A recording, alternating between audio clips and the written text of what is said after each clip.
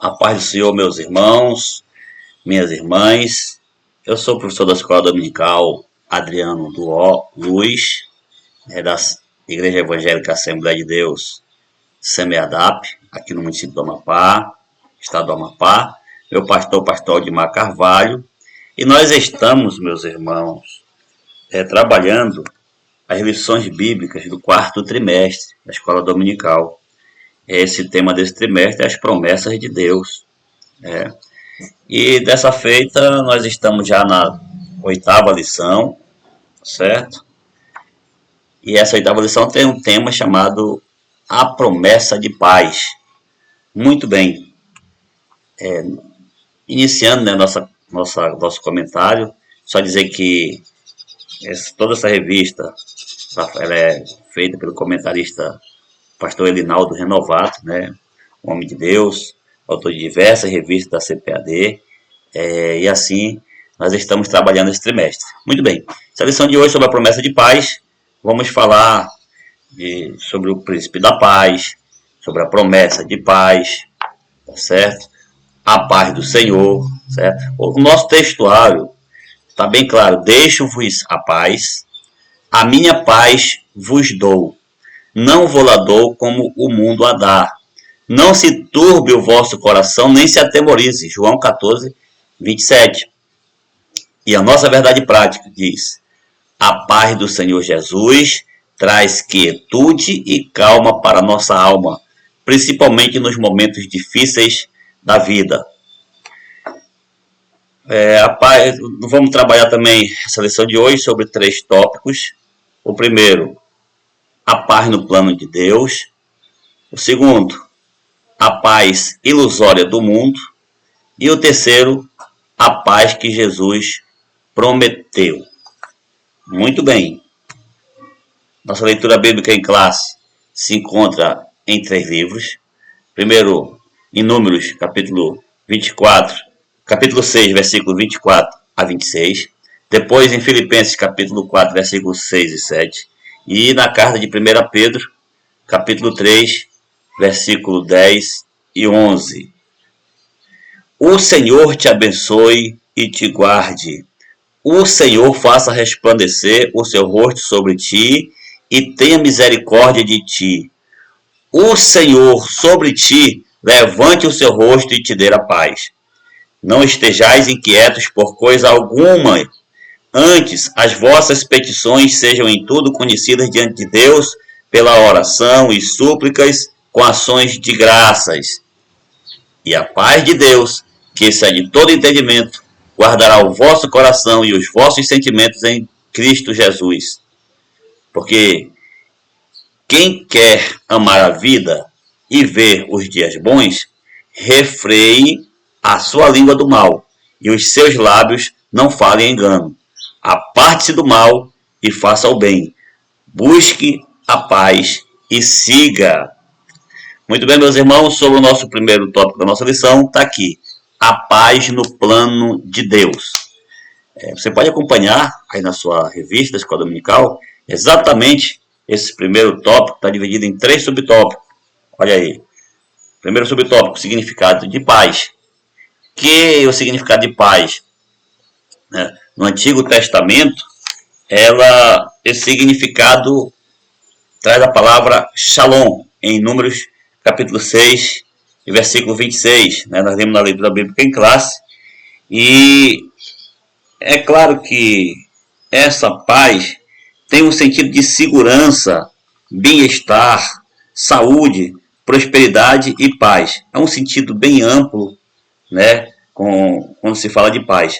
Já no Novo Testamento, paz, lá em Filipenses 4 e 6, é eirene. Eirene significa esse termo amplo, mas ela também traz um quê de quietude, né? A paz eirene com significado semelhante, contudo enfatizando a ideia de quietude e de repouso. Então está aí no Antigo Testamento Shalom, e no Novo Testamento eirene. O segundo subtópico, a paz na bênção sacerdotal. Veja que Shalom, aplicado lá em Números capítulo 6, versículo 26, ela está carregada de completude, satisfação e plena felicidade. Era aquela paz, aquela saudação sacerdotal do sacerdote, era exatamente, era isso que está escrito lá na nossa leitura bíblica em classe. Nós lemos agora há pouco, né? Vamos só voltar um pouco para ver. Lá é número 6:26. Olha aí, número 6:26. O Senhor sobre ti levante o seu rosto e te dê a paz. Tá vendo? Essa paz aqui sacerdotal, certo?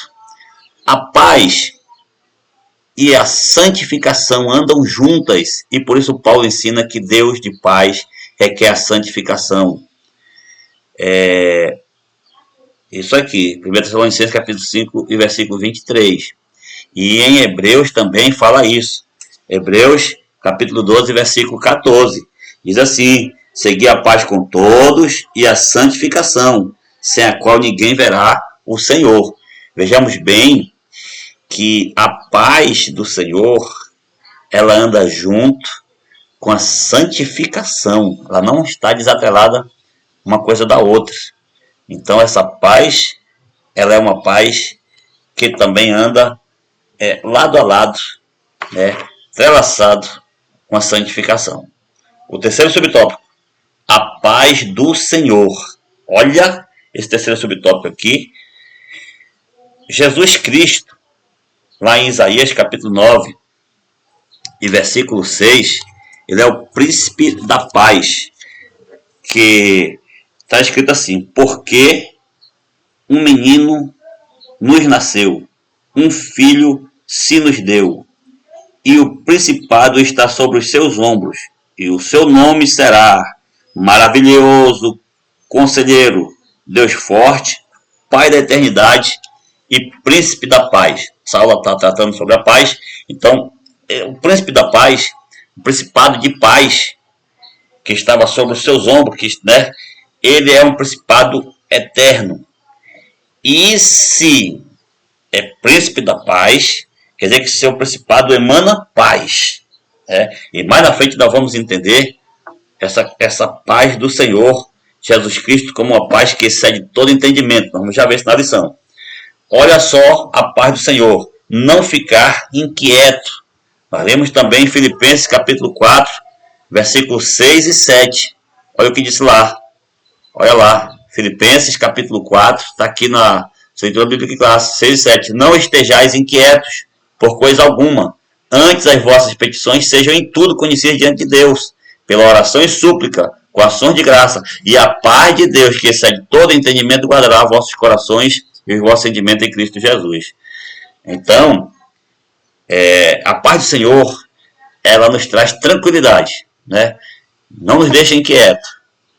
E outra observação é que a perspectiva de paz, ela refreando a língua para não entrar em contendas e mentiras e, portanto, apartando-se do mal. 1 Pedro 3, 10 e 11. Vejamos que a perspectiva de paz do Senhor, ela é resiliente. Às vezes, alguém que não tem a paz do Senhor vive inquieto e vive por qualquer besteira saindo do seu limite, E como a pessoa diz assim, a pessoa que tem um pavio muito curto, a pessoa que não aguenta nada já está se explodindo. Mas a pessoa que tem a paz de Deus, ela é paciente, ela é pacificadora, ela não procura revidar a altura, ou seja, ela às vezes até absorve certas afrontas, certas ameaças, coisas parecidas, e permanece tranquila, calma, sabe lidar com a situação. Por quê? Porque a paz do Senhor, ela exatamente é isso, ela não entra em contenda e nem em mentiras, aparta-se do mal. Isso aí é a perspectiva de paz, a paz do nosso Senhor Jesus Cristo. O Jesus Cristo, ele colocou, foi a orelha do soldado Malco lá, que Pedro tirou fora. Jesus viu lá aquela situação e Jesus foi lá e colocou a orelha do rapaz de volta. Quer dizer, a paz do Senhor, ela é assim, ela não procura contenda, mas ela procura uma conciliação, ela procura, né, um entendimento e assim por diante se aparta do mal, certo? Olha, agora vamos para o segundo tópico da nossa lição. A paz ilusória do mundo. Olha só essa figura, rapaz, aqui que a gente trouxe hoje para a lição. Olha esse cidadão aqui com todo acabado, todo em cima dessa mesa, tá vendo? Aí, mas na verdade a vida dele tá essa. Mas ele aparenta para as pessoas essa cara, sorrindo e etc, como se estivesse resplandecente, sendo que a vida está acabada. A paz ilusória do mundo. Nosso comentador Rinaldo Renovato, ele trouxe que as pessoas, elas buscam a paz no vício, nos jogos, nas falsas religiões, né, nas drogas já reguladas. Tem drogas que a pessoa toma, que fuma, bebe, sei lá, que às vezes já está até regulado, né? Para que droga mais traiçoeira do que o álcool, isso é regulamentado.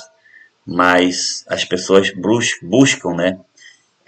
Às vezes pais nessas coisas, brigam em casa, tem problema, e vai para a cachaçada, e vai para as baladas, e achando que isso vai lhe trazer paz. Na verdade, isso é uma paz enganosa.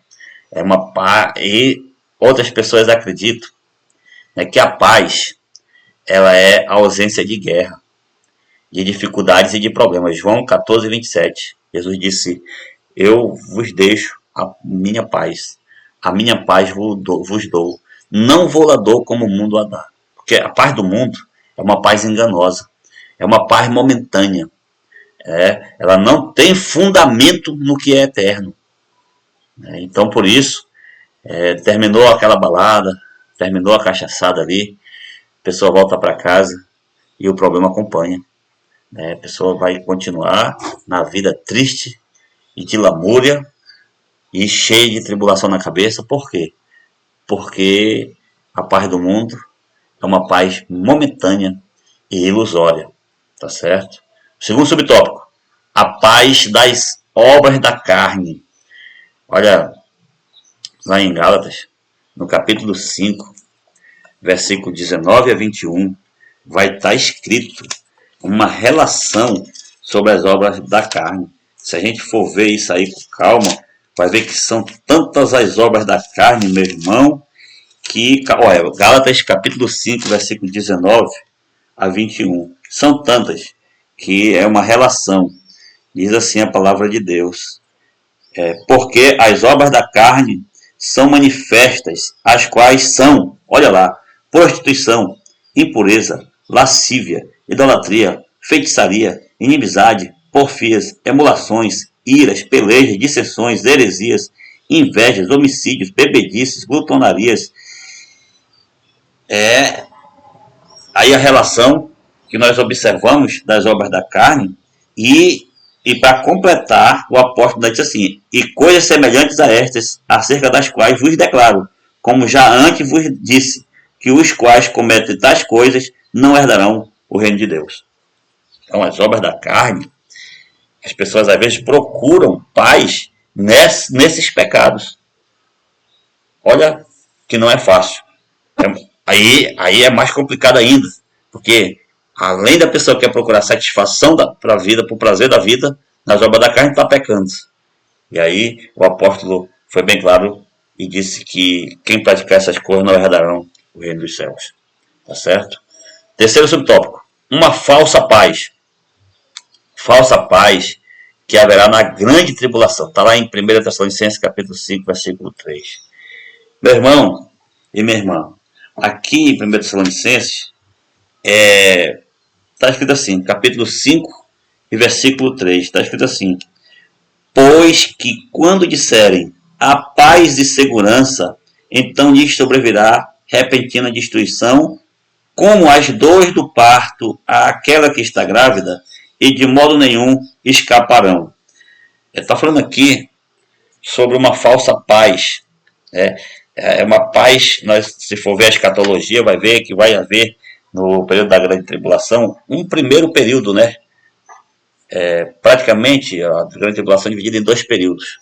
Primeiro período de 3 anos e meio, e depois segundo período da grande tribulação, mais 3 anos e meio. Nesse primeiro período haverá uma falsa paz, né? E o apóstolo Paulo está exatamente falando a esse respeito aqui em 1 Tessalonicenses, porque nos primeiros 3 anos e 6 meses vai habitar o anticristo, né?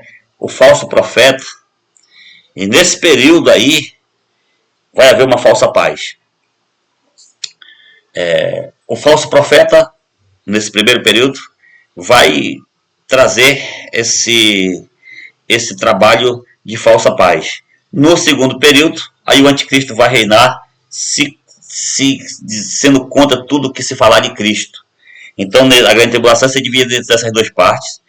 E eu quero dizer para os irmãos que o apóstolo Paulo, ele está dizendo exatamente isso, que o dia do Senhor está próximo e que haverá nesse período aí uma falsa paz, depois da vinda do nosso Senhor Jesus Cristo. Mas essa paz, essa falsa paz, ela vai acontecer e que ela é uma paz momentânea. É isso que o comentador traz para nós. É uma paz momentânea, de pouco tempo.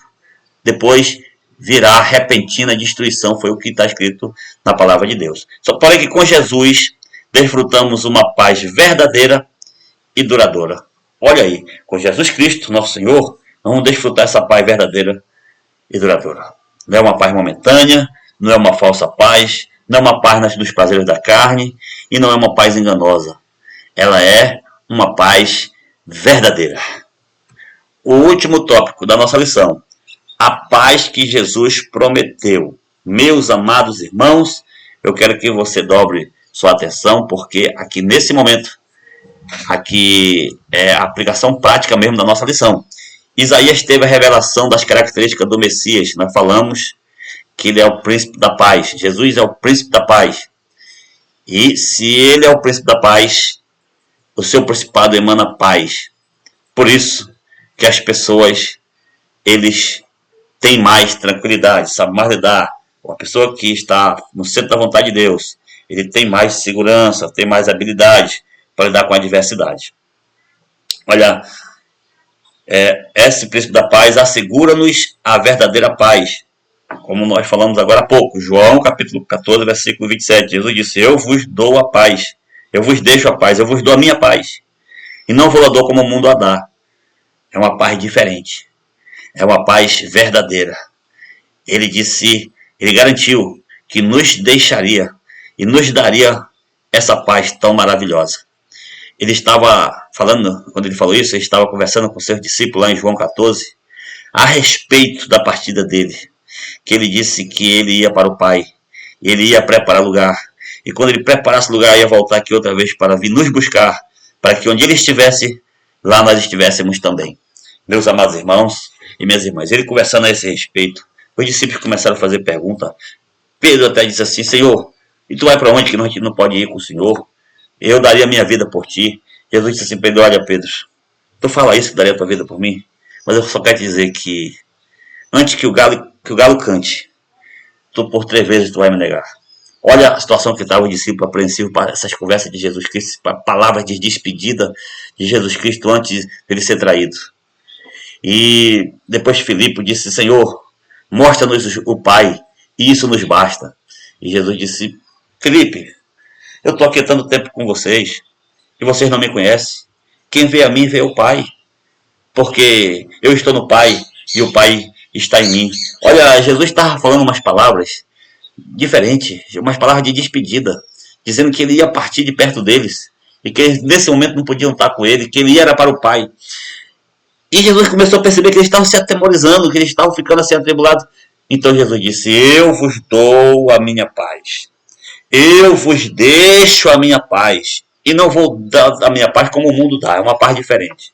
Jesus está dizendo: se acalma, porque vocês precisam de paz, e eu vou dar a minha paz para vocês. Está aqui. Eu não dou como o mundo dá. É uma paz verdadeira. Glória a Deus. Essa paz nos acompanha, meus irmãos. Essa paz que Jesus Cristo deixou, nos deu, é uma paz que ela acompanha o servo do Senhor. Tanto isso é verdade, que lá em Mateus, no capítulo 10, versículo 12 e 13, Jesus instruindo como é que nós devemos evangelizar. Ele disse, quando vocês chegarem numa cidade, vocês procuram uma pessoa de boa índole, procura se hospedar por lá e ficar ali alguns dias para que vocês possam fazer esse trabalho. E também quando vocês chegarem numa casa para fazer o trabalho, vocês saudam aquela casa com a paz. Se as pessoas que estiverem naquela casa forem dignas da paz, essa paz pouse sobre elas. Porém, se não forem dignas, essa paz volta para vocês. Ou seja, a paz do Senhor não fica ali parada, estagnada. Ela é uma paz ativa. Se naquela casa não tiver paz, ela volta para você. Então a paz nos acompanha. Glória a Deus. Aleluia. A paz do Senhor, ela nos acompanha. E nós devemos desejar a paz. Não somente para uns e outros não. Se eu chegar numa casa, não quer dizer que essa casa é de pessoas evangélicas. Não, eu vou evangelizar. Eu vou chegar numa casa para fazer a evangelização. Eu vou desejar aquela pessoa com a paz. Aquela casa com a paz. Bom, se não for digna de paz, a paz vai voltar para mim, vai voltar para você. Mas que a paz do Senhor, ela é uma paz diferente, ela é uma paz verdadeira. Uma promessa redentora. Segundo subtópico, a paz foi transtornada lá em Gênesis 3, de 1 a 7. Ou seja, ali quando houve, a queda, quando o homem e a mulher comeram ali daquela fruta que Deus tinha proibido deles comerem, e eles comeram. E ali deu problema, porque ali o homem começou a ter percepção do bem, do mal. E ele teve que receber algumas punições. Ele tinha que trabalhar para comer o sol do seu rosto. Deus disse que ia aumentar a dor do parto das mulheres. Deus disse que a mulher ia ferir a cabeça da serpente, mas a serpente ia ferir o calcanhar da mulher, e botou inimizade entre a mulher e a serpente. E assim, meu irmão, nós vivemos nessa peleja desde esse tempo. Essa paz ela foi transtornada lá na queda. Mas Cristo reconciliou-nos, estabelecendo nossa paz com Deus. Lá em Romanos 5:1. Porque nós fomos justificados com Deus por meio de nosso Senhor Jesus Cristo. Glória a Deus. O nosso Senhor Jesus Cristo, lá na cruz do Calvário, ele morreu no nosso lugar. E ele nos reconciliou com o nosso Deus. Ele nos justificou diante do nosso Deus. E assim nos trouxe a paz. Glória a Deus. A paz estará conosco. Lá em Filipenses capítulo 4, versículo 9. Em Atos, versículo 1 e 8. Eu quero aqui fazer menção de Atos 1 e 8. Pelo seguinte. Estava Jesus ressuscitado. Já próximo a subir. As últimas palavras do nosso Senhor com seus discípulos aqui nessa terra. Foi exatamente o seguinte. Os discípulos perguntaram para Jesus. Senhor, será nesse tempo que o Senhor vai restaurar o reino a Israel? Veja, eles estavam sob o Império Romano. E Jesus falou assim para os discípulos. Não vos compete saber tempos ou época que o Pai reservou pela sua exclusiva autoridade. Mas, quando vocês receberem o Espírito Santo, vocês receberão poder. Quando receberem o Espírito Santo, e ser-me-eis meus discípulos, tanto em Jerusalém, aqui no meio do Império Romano, quanto na Judéia, um pouco mais distante, quanto na Samaria, no outro país, e até nos confins da terra. Ou seja, independente da adversidade que nós estejamos passando, porque a paz do Senhor não é simplesmente uma ausência de guerra ou de conflito, não. A paz do Senhor é uma paz que você, por mais que esteja vivendo uma dificuldade, por mais que você esteja vivendo um problema, por mais que esteja alguém, procurando te perturbando, porém você vai saber lidar com a situação. Porém o nosso Senhor te dá suporte. Porém você tem paz, tem paciência, tem resiliência para suportar as dificuldades, o infortúnio. Você consegue, aleluia, ter tranquilidade, ter paz, ter quietude. Essa é a paz do Senhor. É uma paz que em meio às dificuldades, os discípulos exatamente, em meio ao Império Romano, porque quando Jesus sabia que eles iam perseguir os discípulos, Jesus sabia que eles iam até matar alguns discípulos, aquelas pessoas, como mataram. Inclusive, crucificaram Pedro de cabeça para baixo. Mataram o Tiago ao fio da espada. E assim foram matando os discípulos do nosso Senhor. Mas mesmo sofrendo, os discípulos mesmo passando, pagando um preço tremendo desse jeito, eles não perderam a paz. Eles tinham ânimo para vencer, porque Jesus deliberou isso para ele. Quando vocês receberem o poder do Espírito Santo, vocês serão meus discípulos, em qualquer lugar. Independente da situação que o mundo esteja passando, vocês não me negarão. Vocês terão paz suficiente para vencer o medo. Porque a paz do Senhor é a única capaz de você vencer a depressão, capaz de você vencer o medo. Você tem a paz de Deus, então, meu irmão, glorifique a Deus. Porque essa paz te dá suporte, te dá subsídio para você viver em meio às lutas, em meio às batalhas, e você sai dessa tribulação tremenda, dessa perseguição na sua mente, e ela é a única capaz de fazer você vencer o medo das adversidades. Glória a Deus. Louvado seja o nome do Senhor, nosso Deus. Por isso que é importante a paz de Deus, porque essa paz que excede todo entendimento, uma promessa que excede todo entendimento, acalma diante das inquietações da vida. Filipenses 4 e 6. Pois é, isso que eu ia falando. É essa paz que você está no meio das dificuldades, no meio dos problemas, e as pessoas, por que essa pessoa está passando tanta dificuldade e consegue ter um sorriso? Às vezes você vê alguém aí, sabe, passando por dificuldade, vendendo picolé no meio da rua. Eu já fui vendedor de picolé há 7 anos. Eu sei o que é isso, venda de picolé. Só vende quando o sol está mais quente, quando o sol está tremendo, escaldante. Ali é a hora de vender os picolé. E às vezes esse picolézinho ainda nem almoçou. Porque se ele for almoçar, às vezes o lugar está um pouco também, tem uma série de coisas. E às vezes esse picolézinho tem um sorriso no rosto. Às vezes ele tem uma palavra bacana para você. Sabe por que isso? Porque ele tem a paz de Deus. Independente das circunstâncias, ele consegue ter a paz de Deus, ele tem tranquilidade. Então, é uma paz que excede todo o entendimento. Você não consegue entender a dimensão que é a paz do Senhor. Olha só, Pedro, ele estava preso lá e ele dormia um sono profundo e sereno. Preso, rapaz.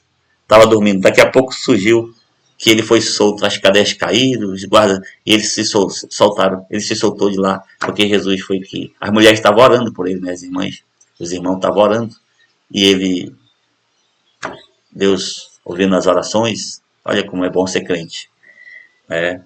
No mundo tereis aflições, mas tem de bom ânimo, eu venci o mundo. Jesus disse para os discípulos, olha, fica o seguinte, eu sei que eu vou falar essas coisas para que vocês tenham paz. Seguinte, no mundo vocês não vão viver só de bonança, vocês também vão ter aflições, vão ter dificuldade nessa vida, isso aqui é verdade. Não adianta sair com promessas ludibriando as pessoas, dizendo que vai ser só um mar de maravilha nessa vida. Não, o próprio Jesus disse que no mundo nós teríamos aflições, dificuldades.